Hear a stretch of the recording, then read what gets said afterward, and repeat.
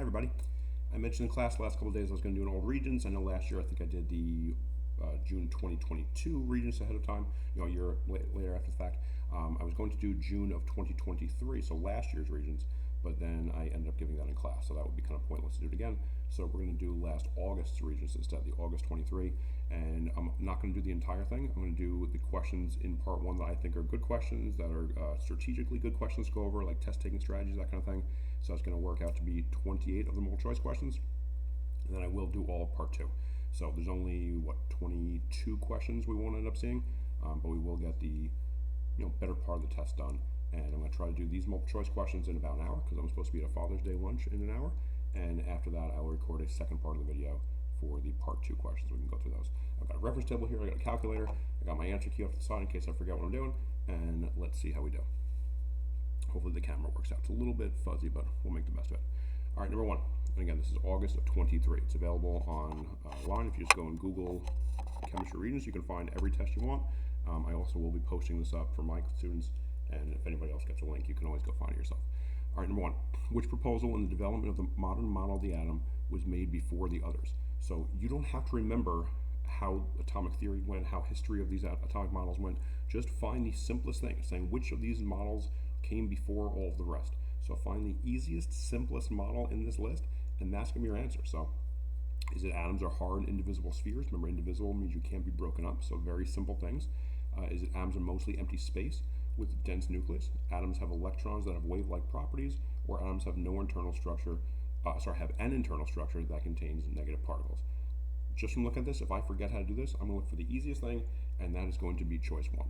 They are just these hard little spheres, little tiny balls of different sizes, and that is going to be the correct answer. That was the first thing people thought about. Then they figured out that there were different parts to it, that some have negative charges, some parts have positive charges. Eventually Rutherford said that they're mostly empty space with the nucleus inside, and now a much more modern model is talking about wave-like properties. But the simplest one, the easiest one, is going to just be choice one. We're going to go down to number three now. Let me see if I can move this camera, actually. I think I'll have to move my computer out of the way a little bit. I only want to get these circled questions. There we go. All right. Which statement describes two different isotopes of carbon? You need to know what the word isotopes means. Isotope is where you have different versions of the same element. So, actually, I probably shouldn't do that. I'm going to cover my microphone, aren't I? Whatever. I'm just going to have to keep adjusting my camera. Looks like that's fine. I'll make do. Isotopes are different versions of the same element. So isotopes are the same element but different weights. So one's a little bit lighter, one's a little bit heavier, and then they all factor into the average atomic mass, which is what's on your periodic table. So once you know what the word isotope means, you can do this question. Now it says two different isotopes of carbon. Even if you forget what the word isotope means, hopefully just by kind of the context of the question, you're going to figure out that it's two types of carbon. So if it's both types are carbon, that means you have to be the same element. That means you have to have the same atomic number. So I'm going to look for an answer here that has atomic number. I see it right here, same atomic number. I'm going to cross off here where it says different atomic number. That's not going to be an answer. Same thing for choice 4, different atomic number. That's not going to be an answer. Now I've narrowed my choices down to 2. Even if I don't totally know how to answer this question, I can guess 1 out of 2 instead of 1 out of 4. That's a big thing to be able to do.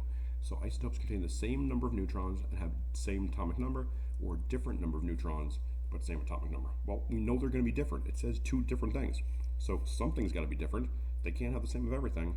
That means it's going to be choice 3. The number of neutrons is different, but the atomic number of protons is the same. You know you're looking for something different. Something's got to be different in the choices, but it's got to be the same element. So it's not going to be the same number of neutrons. Choice 3 is your answer. For number 4, an element that is very reactive metal could have an atomic number of what? You're looking for very reactive metals. If you remember that the group 1 elements are very reactive, great. Otherwise, let's just see, can we narrow our choices down here? Look for these atomic numbers. It tells you what they are. So I'm just going to go choice by choice. Atomic number of 9. Atomic number 9 is all the way over here. That's fluorine. Fluorine is not a metal. It says very reactive metal, so you need to find a metal. Fluorine is not a metal, so that's going to be off. That's not going to be an option. Choice 2, atomic number 2 rather, is helium. That's also not a metal, so that's going to be not an option. Atomic number 19, that is potassium at 19, so that could be. That is a metal. Let's see, atomic number 79. Atomic number 79 is gold, so that also is a metal. So we've, again, narrowed our choices down to 2. Even if you don't remember what kind of things are really reactive, You've narrowed your options down to 2 metals by eliminating the 2 nonmetals. But hopefully you do remember that the group 1 metals are very, very reactive, so that would mean potassium at number 19 is our correct answer. But once again, it's about narrowing your options down and giving yourself the best chance to succeed, even if you don't remember exactly how to answer a question, or you're not exactly sure what the question's even asking you. Just narrow your options down. I just want to take a sec to pause and look at this question here, just because I've been mentioning to my students for a week or so. Be really careful when you're filling in your Scantron, just by how the numbers are listed on here. So it goes choice 1, and then choice 2 below it, and then 3 on the second column, and 4 below it. A lot of times you may see like 1, and then to the right is 2, and 3 in the next row. Just be careful when you do this. I was filling it in myself wrong the other day, so just kind of be aware of that as you're going through when you take the test. All right, to the second column now. Question 6. What is the overall charge on the nucleus of a fluorine atom? You're looking for some kind of charge. They all have charges here. I see 2 choices with negative charges. I see 2 choices with positive charges. You need to remember a couple things here. The charge on the nucleus. Well, what in the nucleus actually has a charge? Inside the nucleus are your protons and neutrons. Outside the nucleus are the electrons. So of those 2 things, protons and neutrons, that are actually in the nucleus, which one of them actually has a charge? Only protons have charges and are in the nucleus. So protons having a positive charge, you can eliminate your negative options. That's not going to be an answer. Now we're down to 9 and 19. So what is the stuff in the nucleus with a charge? That's the protons. Well, how many protons does fluorine actually have? Fluorine, we got to go to our periodic table. And fluorine right there is element 9, so it's going to have 9 protons, plus 9 is our charge. Nuclear charge is just the charge of the nucleus, which is how many protons you have with a little plus sign. Now, 19 is kind of a distractor choice because 19 is the atomic mass. So if you just looked up fluorine and you weren't exactly sure what it's asking, it might be easy to get confused by that. But 9 is the correct answer. Also, just notice the choices that were wrong, -1 and -9. -1 is the charge that fluorine makes when it forms an ion. But there's a reason that 9 is there. They give you +9 as the real answer, and -9 is kind of a distractor, that if you know it's 9, but you're not quite sure, you don't remember which way the charges go, that's an easy mistake to make. So if you notice that there were 2 9s, maybe that would help you narrow it down a little bit and say, oh, if they're giving me 2 choices that similar, it's probably that one of them is correct, and they're trying to distract me with the other one. But +9 is your answer. Number 7. As the elements with atomic numbers 11 through 17 are considered in order of increasing atomic number. I'm just going to take that big chunk of the question right there. As the elements with atomic numbers 11 through 17 are considered in order of increasing atomic number. That just means elements 11 through 17, that's row 3, are considered in order of increasing atomic number. That means as you read row 3 across, that's all that giant part of a sentence is saying. As you look at elements 11 through 17, left to right, that's it. All right, so as we look at elements 11 through 17, left to right, the classification of the elements changes from what to what. What's on the left side of row 3? What's in the middle of row 3? What's on the right side of row 3? What types of elements do you see? All the way on the left side are the metals, so eliminate any choice that says you start with non-metals. As you read from left to right, you see a bunch of metals, and then in the middle, kind of rightish side of the table, you hit some some metalloids, and eventually you get to non-metals on the right side of the table. That's what you got right here. Metals are on the left, metalloids are along the staircase, and non-metals are on the right. Got to know what your elements are and where they are. Number 8. Position my camera again here. It's not the best system, but we'll make that. At STP, which property can be used to differentiate 1 mole samples of chlorine gas and krypton gas? So the only information you have there is that it's standard temperature and pressure, and you've got 1 mole samples of 2 different types of gases. Go through your choices and see which ones might you be able to use to tell the difference between them. See, can you get rid of anything? You don't even have to know what the question's asking. You don't need to know specifically how to answer it. See, can you eliminate any options? So can we use phase, state of matter, to tell the difference between these 2 samples of matter? I see chlorine's a gas and krypton's a gas. You have those 2 little g's there to show they're both gases. So I cannot use state of matter to tell the difference between them because they're both in the same state of matter, the same phase. So I'm going to eliminate that choice. I'm down to 3 options. Pressure is choice 2. Well, it says in the question that they're at standard temperature and pressure. So temperature and pressure are going to be the same with each sample of matter. So we can't use pressure and we can't use choice 4 temperature to tell the difference. Now we're only down to one answer. Chemical reactivity is our answer. Now, in terms of reactivity, krypton's a noble gas, so it's going to be very stable. It's going to be very inert and not reactive.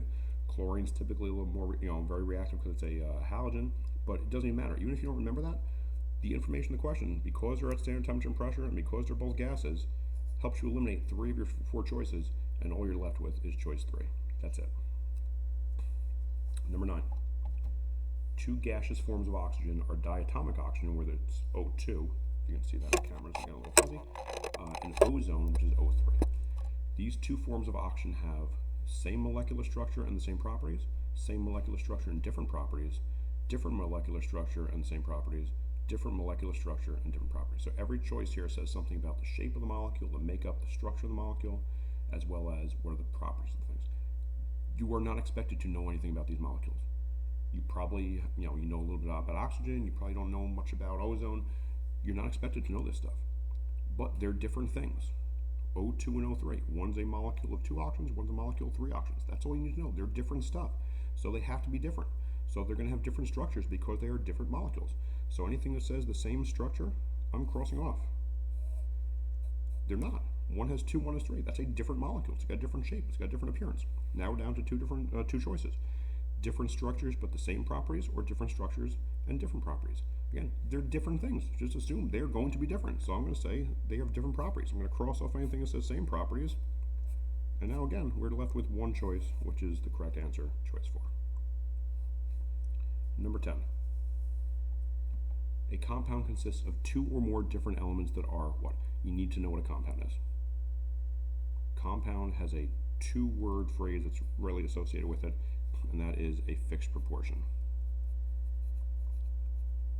Fixed proportion, if you remember that phrase, that term, like for a compound, you're in good shape. A compound is something like water. It's more than one element in a fixed ratio, fixed proportion. Water is always going to be H2O. If it's not H2O, it's not water, and if it's water, it must be H2O. Anything similar is still not water, it just has the same kind of elements. Carbon dioxide is always CO2, carbon monoxide is always CO, and so on. So 2 or more different elements physically mixed in a fixed proportion. They are not physically mixed, they are chemically mixed, so I'm going to cross off the ones that say physically, and I'm going to say anything that says proportion can vary.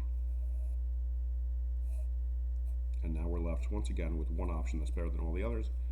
Fixed proportions in a chemical combination. It's not just you threw some stuff together and they're sitting next to each other physically, they are chemically combined in an actual molecule, in an actual compound. Next page. 5 questions on this page will do. Number 11. Compared to the chemical and physical properties of the compound CO, the compound CO2 has, I wrote a note to myself, this is pretty much the exact same question as question 9. I don't know why they gave you 2 of the same question within 3 of each other, but this is the exact same question as the one a minute ago with oxygen. We're comparing CO and CO2, and every choice says either the same chemical properties and the same physical properties, or different chemical properties, some combination of that. They're different things. They are different molecules, different compounds. They're going to be different from each other.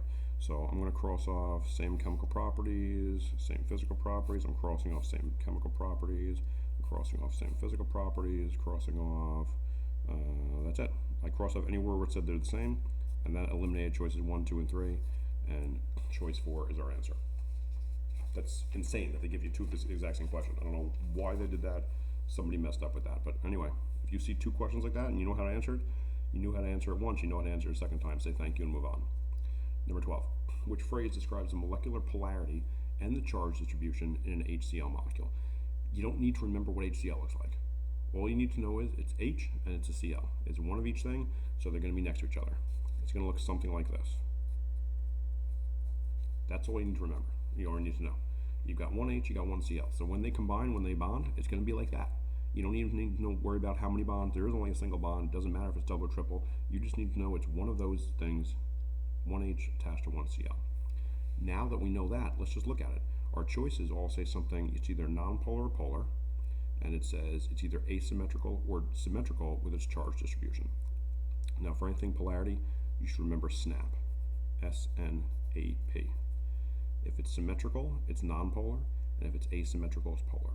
Polar is like the 2 poles on the globe, North Pole and South Pole. They are 2 very distinct ends. They're 2 different sides to each other. So if it's asymmetrical, where you have 2 distinct sides, it's going to be a polar thing.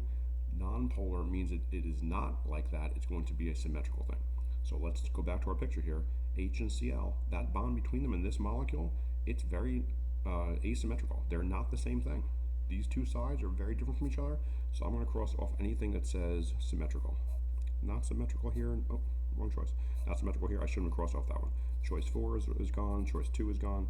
I'm going to pretend I didn't cross off choice 3. That's my mistake.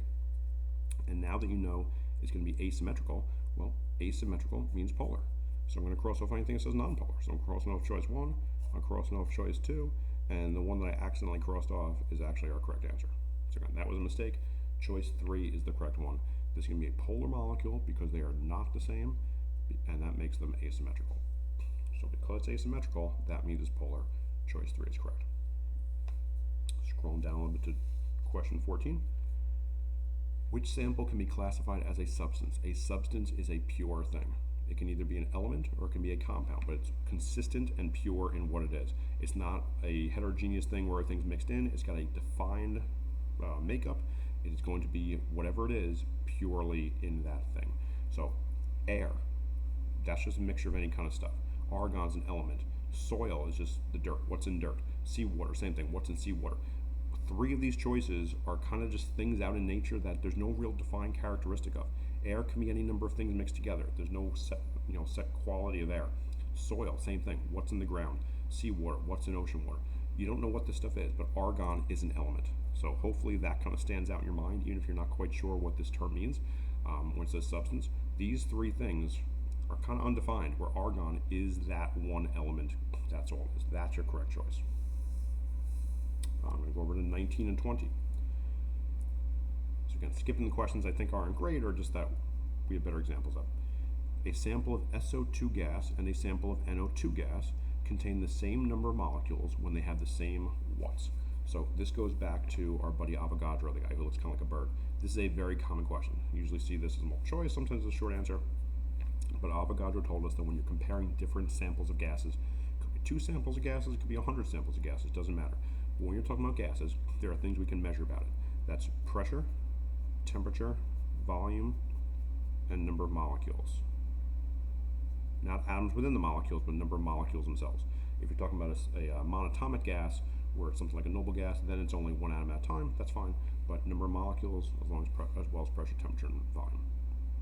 So we want to find when they have the same number of molecules. So Avogadro told us that when we measure these 4 things about gas samples, if any 3 of them are identical, the 4th one is also identical. So if we know we have samples of gas that have the same pressure, temperature, and volume, the number of molecules in that sample will also be the same. Any 3 being the same, the 4th one is also the same. We're looking for these 2 samples of gas here to have the same number of molecules. So we want this one to be the same. That means we have to find 2 samples of these gases where they have the same pressure, the same temperature, and the same volume. And that's choice 3. That's it. Often you'll see a question where it lists 2 samples and it says like, oh, there's a 5-liter sample of this, and then they have the rest similar, and you just have to find the choice that has 5 liters also of the other gas, something like that. This one was very straightforward, just listed pressure, temperature, volume. That's all you gotta look for. We don't measure mass of gases because gases are gas. You don't really say how heavy gases are. You don't really measure that. So if you just think about that, even if you didn't quite remember how to answer this question, you're talking about 2 samples of gas. When do you ever measure how heavy a gas is? That just doesn't happen. You measure how much space it takes up, you measure the pressure, you measure the temperature, but you never see the mass of a gas. So if you notice that doesn't really seem like it fits, you cross off mass, you cross off mass, you cross off mass, you're down to 1 choice, and that's the correct one. So again, you can kind of figure out, hopefully logically, how to answer some of these questions, or at least limit your options, just by kind of thinking about it a little bit. One right below it to end the page. Which term identifies the strong intermolecular forces found in a sample of liquid water? What holds water molecules together? Hydrogen bonding is the answer, and that's just something you hopefully remember. Water has hydrogen bonds. Hydrogen bonding is a temporary intermolecular force, so between water molecules. So like if we look at a water molecule, if I draw a quick little water molecule here, actually I'll draw 2 little water molecules. Put some electrons around. Hydrogen bonding is the intermolecular force, the force of attraction between water molecules. So it's got covalent bonds right here. A covalent bond holds that oxygen to the hydrogen, another covalent bond holds the oxygen to that hydrogen. Those are the covalent bonds that make up the molecule. Hydrogen bonding is the force of attraction between water molecules. So it's from these electrons around the oxygen temporarily reaching out and grabbing onto that hydrogen on the other molecule, or the electrons on this oxygen over here temporarily reaching out and grabbing a hydrogen on this water molecule if I had another one on that side. It's a temporary thing. It lets water hold on really tightly to itself, but it's not a permanent locked-in thing. So if you remember that, great. If you don't, well, hopefully you'd realize ionic bonding is metal-non-metal. So if you're talking about water, there's not going to be ionic bonding. And again, water is just H2O, so there's not going to be any metals involved. So even in this case, you're down to two choices. Once again, you can guess. And at that point, it's a 50-50 shot. Hopefully it shows correctly. On to the next page. Almost done with our first section of multiple choice questions. Question 25. Based on table R, which functional group allows a compound to be classified as an organic acid? This is a question obviously from the reference table. It says based on table R. Anytime I see a question that starts with based on this reference table, I'm going to go right to that reference table. I mean, why would you not? But I'm typically going to go there before I even look at the options, so I have some sense of what's being asked of me. In table R, as I'm flipping pages, it's right in front of me. I don't know why I'm turning pages. You're looking for which one classifies something as an organic acid. So I'm going to look on table R. This is where you have your organic functional groups. It shows the name of the thing. It shows what the actual piece is that makes it that thing. It shows a little example of what it might look like in a formula, in a molecule, and then it gives an example of the name with this other way of writing it. So we're looking for organic acids, it said. So I'm going to just look for the column on here, or the row rather, says organic acids. There it is. And it tells me that things with organic acids have this extra piece attached to it. Now remember, organic molecules, hydrocarbons, are really just chains of carbons with H's attached. Sometimes you'll see it drawn like this with just the lines. You may see the H's all filled in. But to be a hydrocarbon, it's exactly what the name says. It's just carbons with hydrogens. Anything that is just those two elements, that counts as a hydrocarbon. That's where you'd use the prefix for the name, if it's meth, prop, bute, pent, and so on. And the second part of the name, ane, ene, or ine, is dependent on what kind of bonds there are. If it's all single bonds, it's going to be an ane ending. If there's a double bond somewhere, it's an ene. If there's a triple bond somewhere, it's an ine. The single bonds are all what we call saturated hydrocarbons. If there's a double or triple bond, we'd say it's an unsaturated hydrocarbon. But this now says you've got something extra on there. So if there's not just H's surrounding a chain of C's, you can also have one of these things here added on instead. So maybe you remove one of the H's to make room to attach to this OH group, and that would make it an alcohol. Or maybe you have two carbon chains on either side of this oxygen. So oxygen is like a little belt buckle of two carbon chains, and then it's called an ether. We're asked about organic acids, so we look at organic acids, and this is the extra piece for organic acids. So if a carbon chain had this on the end of it, instead of just an H, this would make an organic acid. So we've got a carbon with a double bonded oxygen, and then another OH off to the other side. So I'm going to look for that. And there it is right there. Carbon with a double bonded oxygen and an OH. Even if you don't remember anything about this, you're told it's table R, you're told it's an organic acid, this is completely answerable of a question. It says organic acid, that's the one picture that's there, and there it is right there. It's the only thing that looks like it. Now, this one looks kind of similar, but it's missing an H. So just be careful when you're looking at pictures. Be very careful because some of these pictures look very similar. These three really all kind of look alike. This one's got the OH, that's part of it. This one just doesn't have the H, this one doesn't have the O. So be careful with that, but a very answerable question, even if you're not quite sure about it. Next column's got 3. In a voltaic cell for number 26, oxidation occurs where? Voltaic cells are the batteries. That's where you've got the two sides of things, right? You got the little piece of metal on the left, you got the piece of metal on the right. They're both in liquid. There's plus ions all in here. It's got the salt bridge going between the sides. It's got the wire connects them. It's going to look something like that. The electrons move one way or the other, depending which one's higher on table J. But it says in this voltaic cell, where does oxidation occur? For that, we need to remember that the red cat sat on an ox. Reduction happens at the place we call the cathode, and oxidation happens at the place we call the anode. So all it's asking is, where does oxidation occur? Right there. Oxidation at the anode. Choice 2. As the great Mark Rosengarten said, you start at the anode. Electrons are lost there. There we go. Nothing happens at the salt bridge. That just moves ions around. In an external circuit, that just means the wire that's letting electrons move. But really, you're down to these two choices. oxidation at the anode. Which positive ion must be present? Which positive ion must be present in an aqueous solution of an Arrhenius acid? My camera's so bad, I thought there was two different words. Preset, yeah. No. Which ions present in Arrhenius acids? Acids give off H+. If you don't remember this, go to your acid chart. That's table K on the reference table. And hopefully you remember this by now, but if for some reason you forget how acids work, these Arrhenius acids all have H's in the beginning, so that's what's going to be given off by acids. The thing is, I don't see H's listed anywhere here. Now, again, you forget how this works. Acids all have H at the beginning, and bases all have OH at the end. So hopefully you're going to look for at least one of those two things. Well, I don't see either H or OH anywhere here, so I would just kind of eliminate all these things. I mean, those don't look correct at all. And then you're saying, okay, but I'm looking for H, I thought, maybe OH, maybe I'm reading this wrong. Remember that when acids give off H+, they don't really like to stay by themselves. They often jump onto water, and we can think of it as this, H3O+. That's what's really asking. We think of it as H+ being given off by the acid, but you can also think of it kind of interchangeably as this thing, the hydronium ion, H3O+. Again, it's kind of tough to see with the camera. It's a little glitchy here, but that's what choice 1 says, H3O+. That's where the H released by the acid jumps onto a water molecule in solution and forms now this molecule that has an additional H than normal, H3O. That's what the acids give off. Question 30. Which nuclear emission is listed with its notation? It's asking which of these things is something given off by a nuclear radioactive substance and is correctly matched up with what it looks like.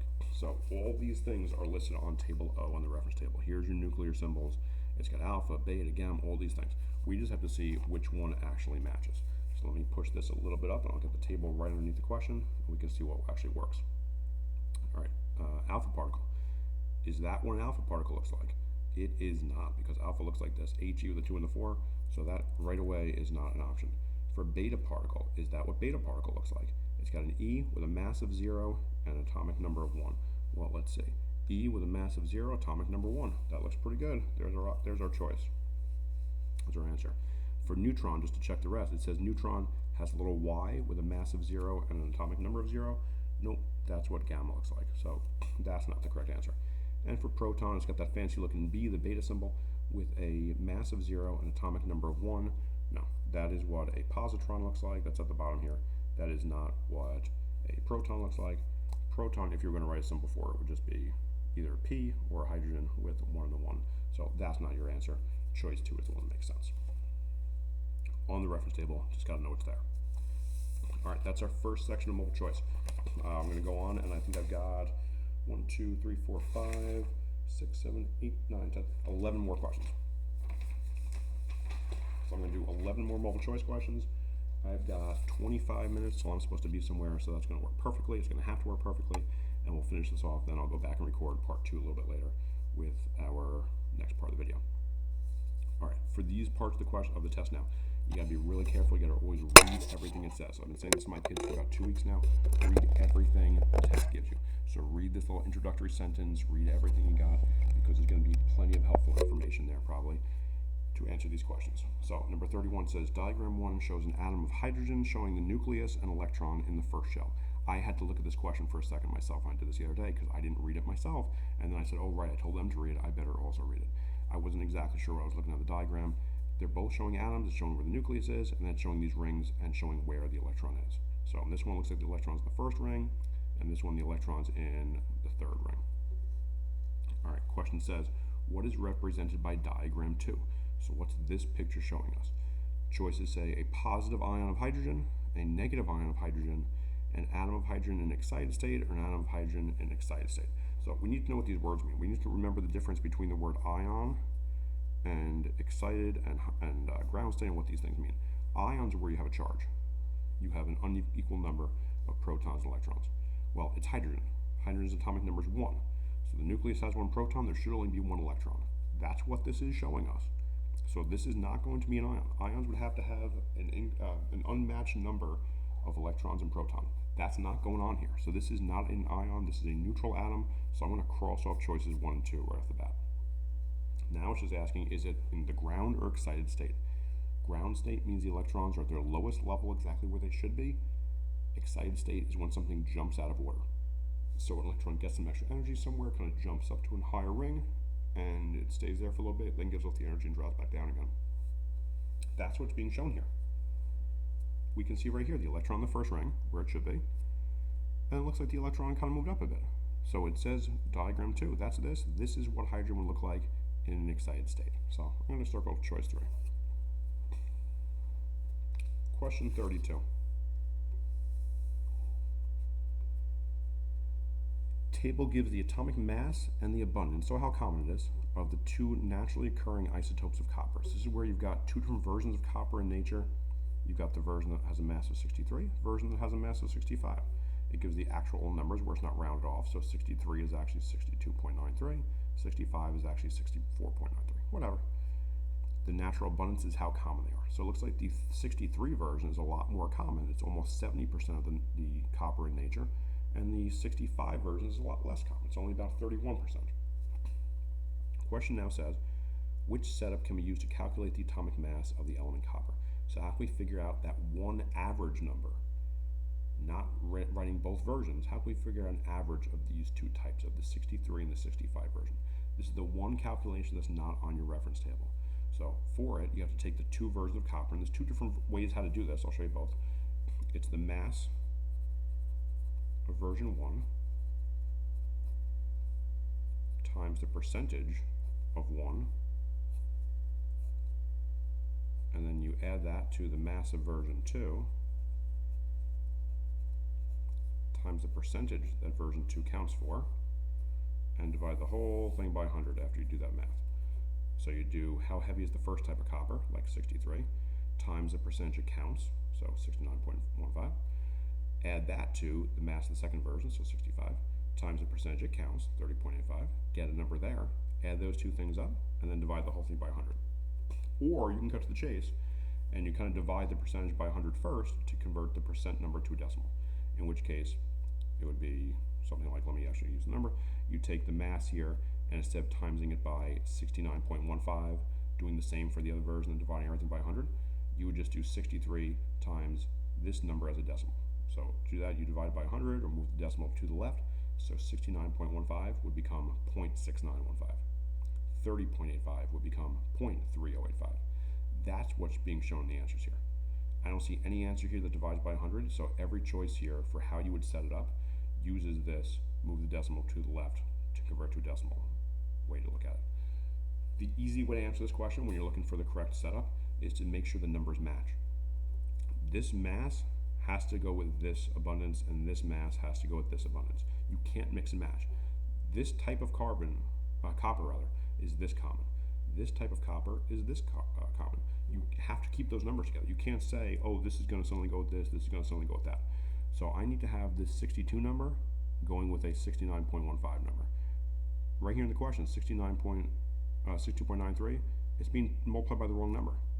It should not be multiplied by 30.85. That's the wrong combination of numbers. So I'm going to cross off choice 1. I'm going to do the same thing for choice 3, because the numbers are just incorrectly paired. So now we have 62.93, which is the mass of the first type of copper, times 69.15, which is the percentage it counts for, and 64.93 multiplied by 30.85, which is the percentage that it counts for. So that looks pretty good. But the other choice looks pretty much identical. So what's the difference? Well, it's because this one gives them as the whole numbers, as the percentages, and this one now shows it as a decimal. That's the one you got to use. The 62.93 times this number, the percentage, as a decimal, when you move the decimal 2 places to the left. This number right here, 64.93, times 30.85, when you convert to decimal by moving 2 places to the left. This is the correct choice. You can keep those intact numbers, but then you have to divide by 100. If you're going to do this form where it's just multiplied out, you have to convert this to decimal first. So it becomes 0.3085, and this becomes 0.6915. Know how to look at these questions. And imagine you have to set it up, but a question like that, a multiple choice version of how do you actually do this, that's a very, very common thing. There should be 9 questions left here.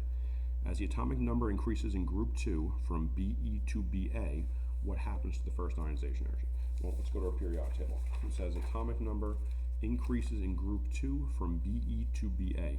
Here's group 2, and here's from Be to Ba. It just means as you read down column 2.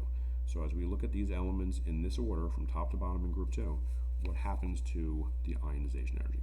You can go look it up. If you go and actually look at the numbers, it says from BE to BA. You don't have to look at everything. Check what BE's ionization energy is. Check what something in the middle. I would just say choose calcium, because that's right in the middle. Choose what calcium's ionization energy is, and choose what barium's ionization energy is. They're all on the page right after the periodic table. If you just turn this over, you've got this chart right here. It's table S, and you've got ionization energy right there. BE is 900. Scrolling down, calcium is 590, so it looks like the numbers are going down. And then we're looking for barium, and let's see, barium is going to be on the second page, I guess. Yep, there's barium right there, and it's 503. So your number's decreased. That's what you gotta do.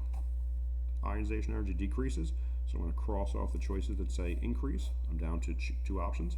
And the next part of the question says atomic radius decreases. Well, for atomic radius, you've also got those numbers over here. So you can easily look up those numbers the same way you just did. Or if you remember that every time you go down a row, you're adding a new ring of electrons, so it's going to get bigger every time. Either way is going to tell you that your atomic radius is increasing, so I'm going to cross off anything that says atomic radius decreases, and all I'm left with is choice 2. That's going to be your answer for number 35, choice 2. Ionization energy goes down as radius goes up. Your atoms are getting bigger, so because of that, the electrons in the outer ring are farther out. They're not being held as tightly, so it's easier to remove them, it's easier to pry them away, meaning you have a lower ionization energy. You don't need to work as hard to get those electrons off. Number 36. Given this equation representing a reaction, it gives this reaction 3 magnesiums plus nitrogen, N2, leads to and produces Mg3N2. It says, what is the mass of Mg3N2, the product, that is produced when 14.58 grams of magnesium completely reacts with 5.6 grams of nitrogen? Let me see if I can make this camera a little bit less blurry. Apparently not. Okay, whatever. Oh, there it goes. This is a weird looking question that is surprisingly easy. It is not uncommon to have a question like this, where you got all these numbers thrown at you, and you gotta say, how am I supposed to do this? You do all this math. It is such a non-issue question. It's such an easy question. How much of this stuff right here can you make if you react 14.58 grams of magnesium completely react with 5.6 grams of nitrogen? The question is asking you, if you start with this much magnesium and this much nitrogen, what mass of this can you make? All you have to do is add 14.58 and 5.6. That's it. The only thing you're doing here. 14.58 plus 5.6 is going to give you 20.18. That is the only thing being asked of you. There's often a question like this, and every single year as we take this test, as you guys are taking it too, I sit there and I start doing this math, and I get halfway through and say, wait a minute, it's that stupid question again, isn't it? And I go back and I just add the numbers up, and that's it. Maybe you get a question like this that says, oh, you make this much using 14.58. How much of the nitrogen did you have to use? And at that point you subtract to see how much nitrogen you have to use. But in this case, it's just you start with this, add them up, and that's all you got to do. These two amounts will give you how much of the other guy. Say thank you and move on. Number 41. What is the amount of heat energy absorbed when 40 grams of water is heated from 10 degrees to 30 degrees Celsius? All right, heat energy absorbed, and it's asking us about actual numbers, so it looks like we're probably going to have to do some actual math here. Let me back this camera off the top so I can actually see this stuff again. How much heat energy is absorbed when 40 grams of water gets heated from 10 to 30 degrees? I'm talking about heat. I'm talking about mass. So I need to go find my heat calculations. There are 3 heat calculations in the back of the reference table. They're right near the bottom. It says heat. This is when you've got your options. Is it Q equals MC delta T? Is it Q equals MHF? Is it Q equals MHV? You got to know which is which. It tells you here that HF stands for heat of fusion, HV stands for heat of vaporization. Well, in the question, it's talking about heating up, and it gives 2 different temperatures. You're using this equation here, MC delta T, because of that delta T, that change in temperature. You're changing from one temperature to another. HV, vaporization, is something involving a gas. So it's either a liquid becoming a gas, like boiling, or it's a gas turning back into a liquid for condensation. Fusion is the other one. It's either freezing or melting, solid to liquid or liquid to solid. MC delta T, because it's the only one that measures temperature change, that's the one you'd use here. That's the only time you can use it, when you're going from one temperature to another. So I'm going to write here for myself, Q equals MC delta T, and we're going to do a quick little math. It's asking for amount of heat energy. Well, it says in the reference table that Q is your heat. M is mass, C is specific heat. We'll get to that in a second. So we're looking for Q. M is the mass. It says we've got 40 grams of the stuff, so that's going to be our M. For C, C is the specific heat capacity. That's a constant. You're not expected to know that. It's not on the question. You have to go on the front page of the reference table. So the math calculation itself is on the back page, but the constants for your heat calculations are on the front page. Here's your heat of fusion constant, here's your heat of vaporization constant, and here's your specific heat as long as it's water. So 4.18 is going to be our value for C. So our mass is 40, our C constant is 4.18, and then the temperature change, we go from 10 degrees to 30 degrees. It went up by 20 degrees. So I'm going to multiply this by 20. Your change in temperature was a positive 20. It got hotter by 20 degrees. If it went from 30 down to 10, it would be a negative 20, but it's not. So we're going to do this math now. Q equals 40 times 4.18 times 20. Let me grab my calculator, and we're going to do 40 times 4.18 times 20, and our answer calculator gives is 3344. Now, when we look at our choices here, they're all written in scientific notation. So just find the answer that looks like 3344. This is the wrong numbers, that's the wrong numbers, that's the wrong numbers. This is the one right here. 3.34 times 10 to the third. Well, 3.34 times 10 to the third power just means move this decimal 3 places bigger to the right. So 3.34 becomes 1, 2, 3, and it looks kind of like that. It's the last digit's off, but it's the same number as our answer we got. So that's our choice right there.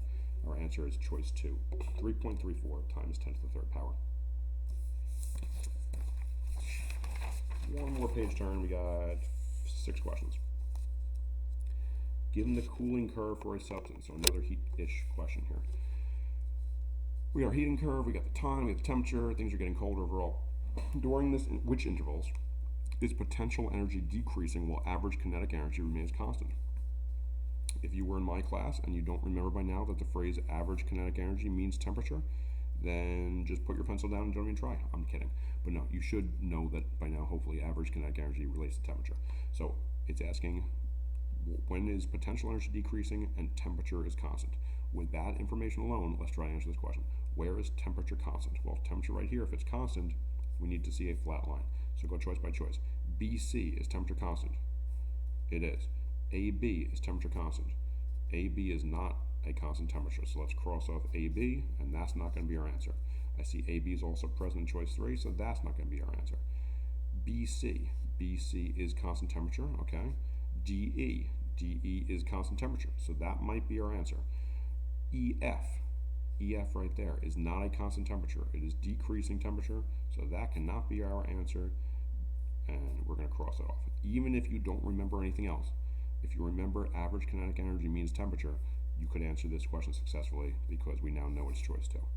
B, C, and DE are both flat lines. They are not changing temperature. While the temperature is not changing, potential energy is. That's your choice. Number 44 right below it. I'm kidding about just give up. Don't give up. Which formula represents a hydrocarbon? I was talking about this before when I was drawing the, whatever it was, the organic acid on table R. Which one represents a hydrocarbon? It's in the name. Hydrocarbon is hydrogen and carbon. It's a carbon chain with hydrogens attached to them. That's it. Choice 1 says CO2. There is no oxygen in the hydrocarbon, and I don't even see any H's listed. We want just C's and H's. So I'm going to eliminate choice 3 because it has oxygens. I eliminate choice 4 because it has oxygens, and 2 is the only choice there that has nothing but C's and H's. Question doesn't ask us about is it saturated or unsaturated. It doesn't ask about what type of hydrocarbon. It just says hydrocarbon, so find the molecule that's strictly C's and H's, choice 2. Question 47. Based on table J, which ionic equation represents a spontaneous reaction that can occur in a voltaic cell? I'm going to try to zoom in a little bit so you can see these cards better. So a spontaneous reaction, and it says based on table J. So I'm going to turn to table J. Now, table J is the one where it shows how active different elements are. is talking about a voltaic cell. That's the battery. I drew that picture a couple minutes ago. So based on table J, let's compare. We've got every choice here has iron and magnesium. So we're looking for Fe and Mg. Well, here's Mg right there.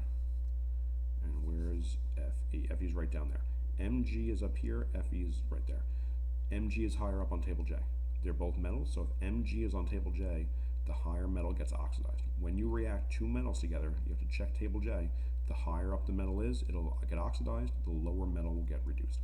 So we now know that we're looking for Mg getting oxidized.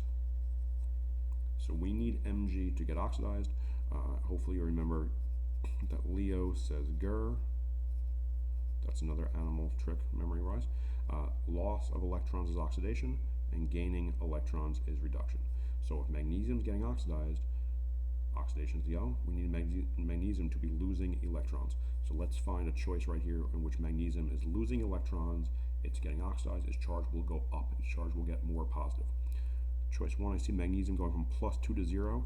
That's a decreasing charge, that's not oxidation. We're going to cross it off. Magnesium going from 0 to +2, okay, that works, that would be oxidation.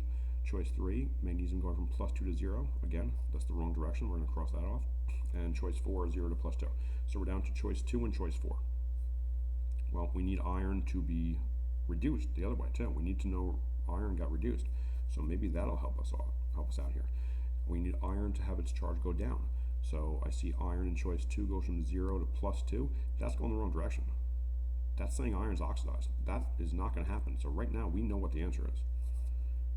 Magnesium gets oxidized from 0 to +2. Iron gets reduced from +2 to 0. That's the only option that makes sense here. There's nothing with electrons. We don't have to worry about half reactions. Based on magnesium being higher on table J, it's oxidized, its charge should go up.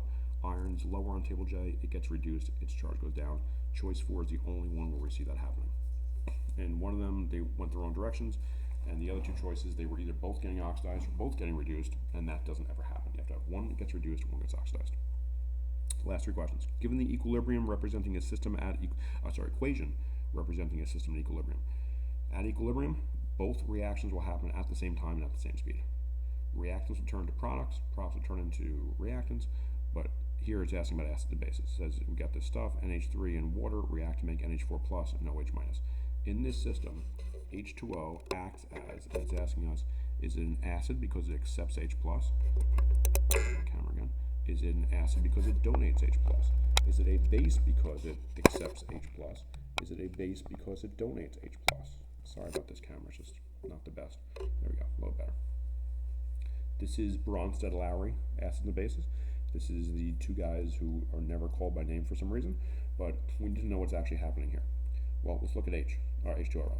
In this reaction, NH3, it looks like it's going to turn into NH4 plus, and it looks like H2O is going to turn into OH minus.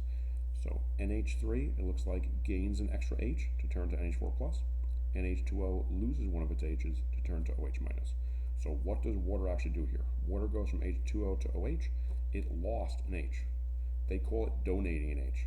So we're going to eliminate choice 1 because it definitely does not accept. It doesn't gain an extra H. It gets rid of the one it has. And we get rid of accept here. So we're down to choices 2 and 4. And yep, donates an H. Well, which one donates an H? Acids always give off H's. Acids always lose H's. We're going to go with choice 2, which is acid. Not a base, not a base. Number 49. Which indicator is blue in a solution that has a pH value of 7.0? You got to go to your acid-base indicator chart. That is table M on page 6 of your reference table. It tells you what the indicator is. It tells you what the color change is. It tells you at what pHs that happens.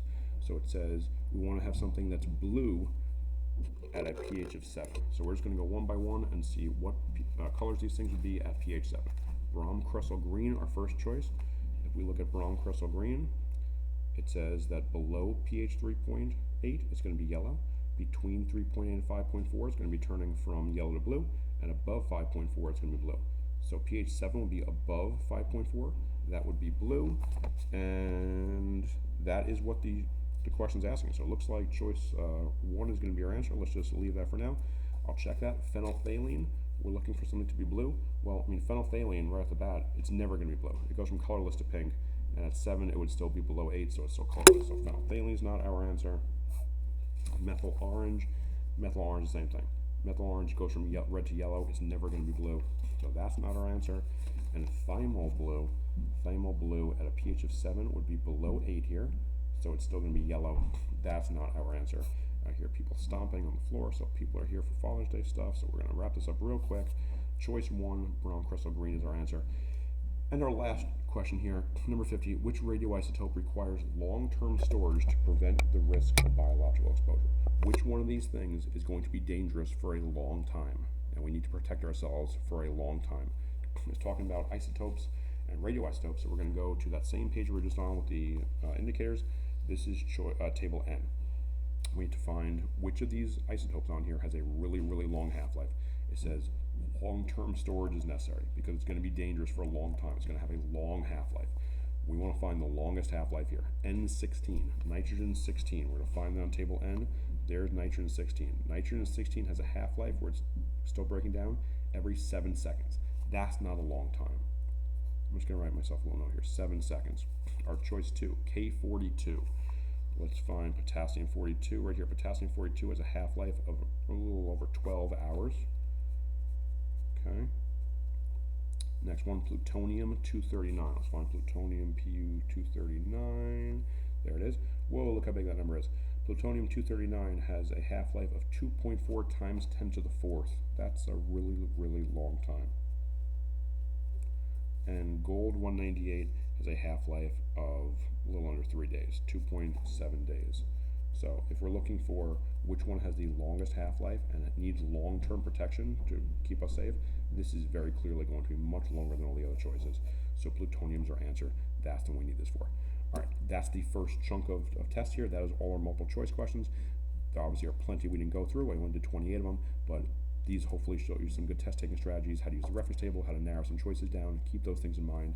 I'm going to turn this off, and in a little while I will record part 2 of the test. We'll go through every one of these short answer questions from August 23, and I'll see you in a bit.